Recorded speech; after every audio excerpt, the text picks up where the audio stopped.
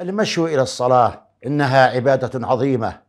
هذه الصلاة التي هي ركن من أركان الإسلام، هذه الصلاة التي جاء في الحديث أنها الحد الفاصل بين الرجل والكفر، لها فضائل عديدة، ومنها أن المشي إلى الصلاة والخطوات إلى الصلاة عبادة وقربة إلى الله عز وجل، وهي صدقة. وما من خطوة يخطوها المصلي في طريقه إلا كان له بكل خطوة رفع لدرجاته وحط عن سيئاته.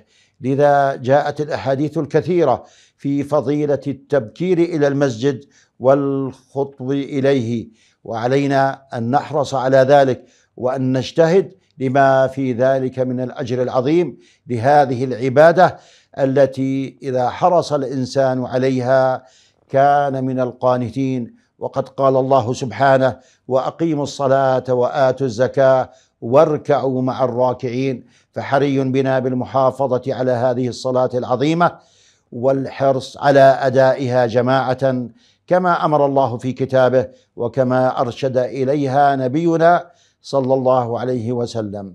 أسأل الله عز وجل أن يجعلنا جميعا من مقيمي الصلاة والذين يأتمرون ما أمر الله على الوجه الذي يرضيه، والحمد لله أولا وآخرا.